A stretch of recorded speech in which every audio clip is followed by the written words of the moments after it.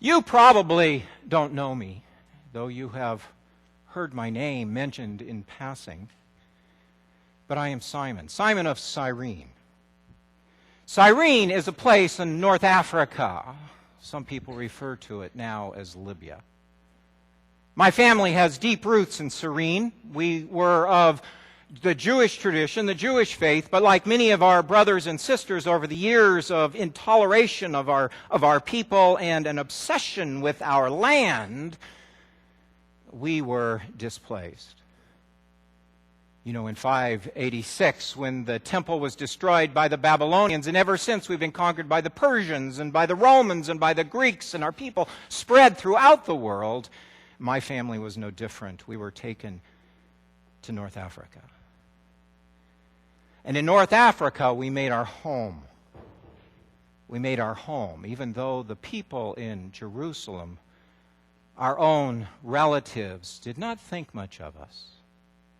After all, we were not those who spoke Hebrew. We didn't speak Aramaic. We were not of the land anymore. We were those people who'd been taken away.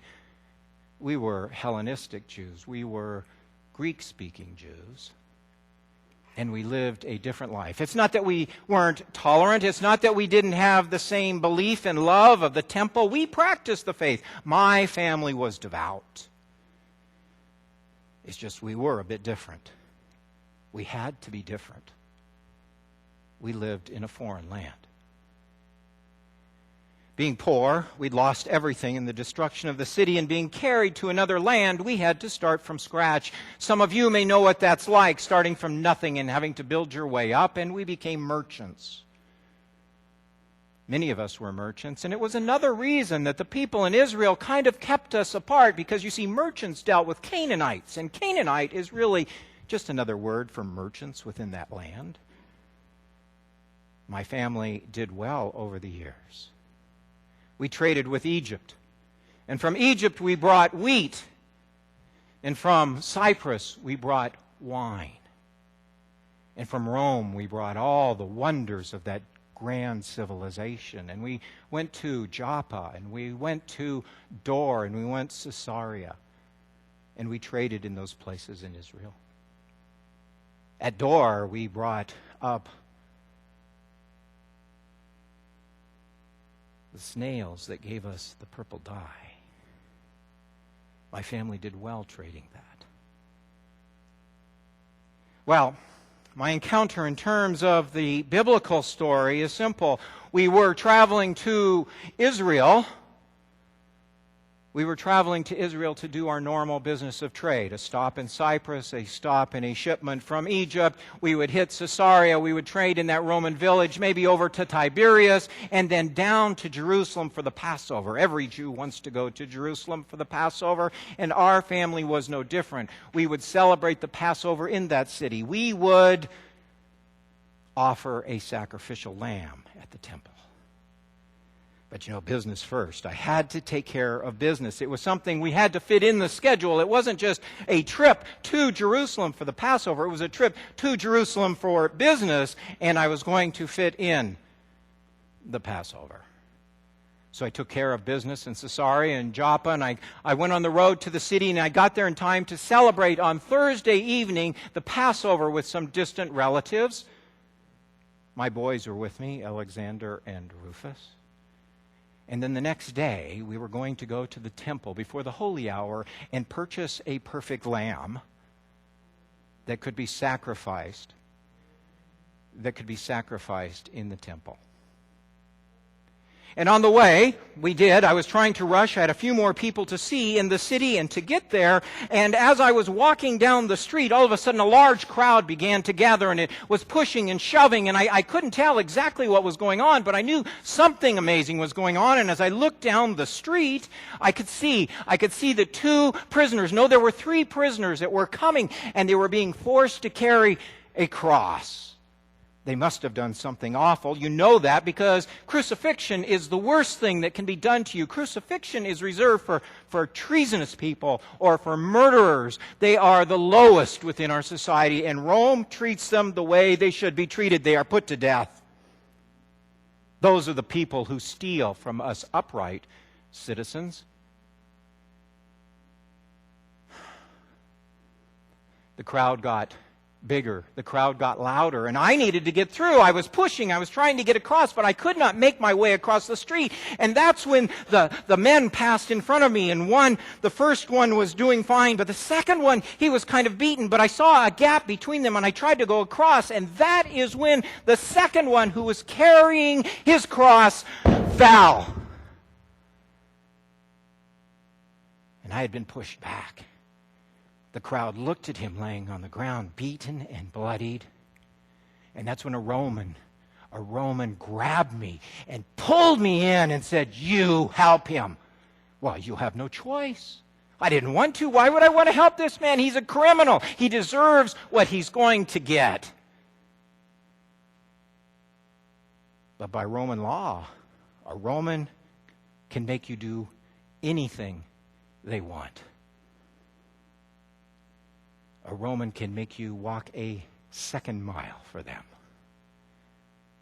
I had no choice. I bent down and I picked up the cross. It was merely a crossbeam. It was not the full cross, you see. They don't make them carry a full cross. It would be almost possible to do. It's heavy. It's very heavy. And as I walked with him, he could barely take step after step.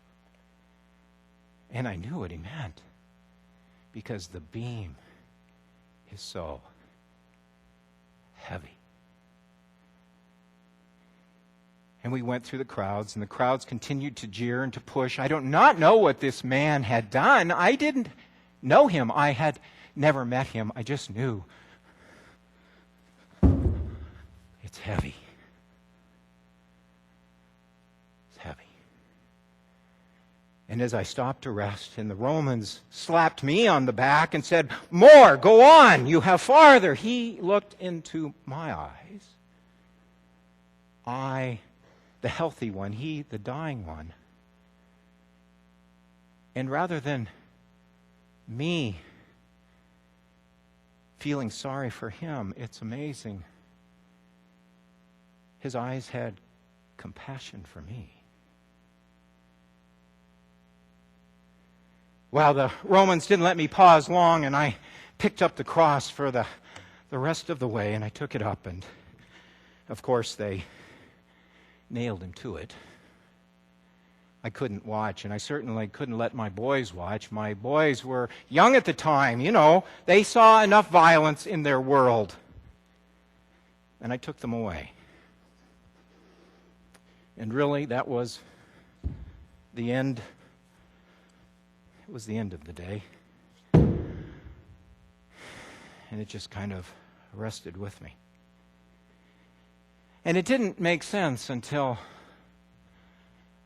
another business trip 50 days later. It was Pentecost, the Feast of Pentecost.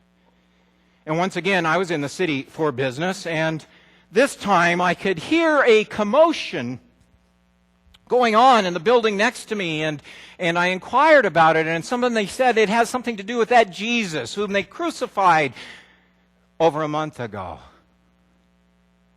And I went there. Again, I had my boys, and I went there to listen. And for the first time, I began to discover what this Jesus was about.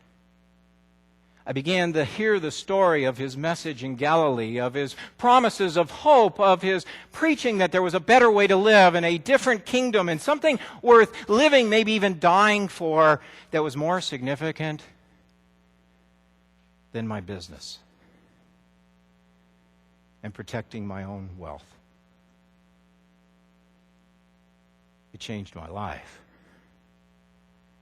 I thought on that day, in carrying the cross, I had in some way saved him. What I came to realize that in his carrying the cross that day, he had somehow saved me.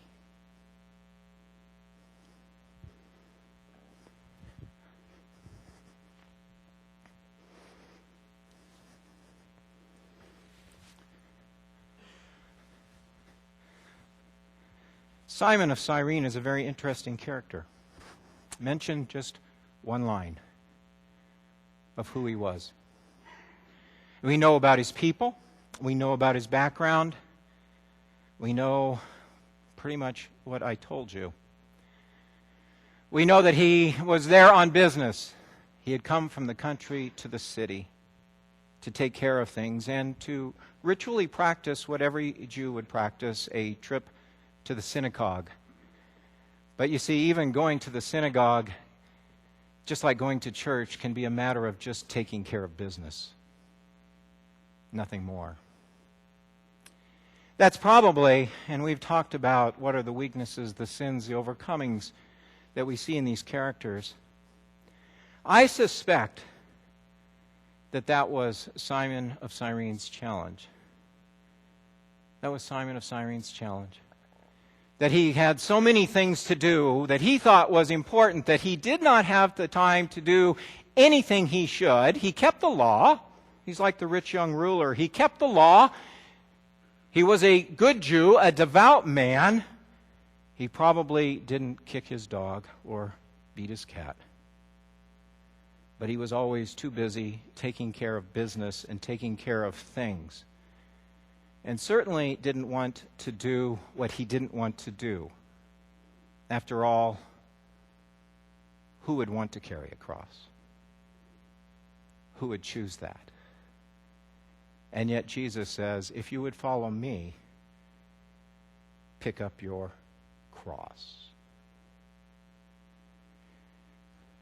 The last part of this story that's interesting is, why was Alexander and Rufus mentioned? Alexander and Rufus were profoundly changed. In the book of Acts, we later find Rufus as a leader of the church in Rome. Paul writes to him, even though Paul has never been to Rome to the church, Paul writes to him in one of his epistles, which tells us the significance of this young man. Something happened that day that changed Simon. And it not only changed Simon, it changed his family, his children profoundly, that they went on and they made a huge difference. You see, when you pick up your cross, you never know what it will mean. You never know where it will take you. You never know in your sacrifice how you will see and meet the living Christ. You see, we think that we are saving the world. We think that by the little that we do, we are changing things, and yet the truth of it is Christ is saving us. And Christ is changing the world. But you got to make time. You got to make time sometimes to do that which you do not even want to do. Pick up the cross and follow him. Amen.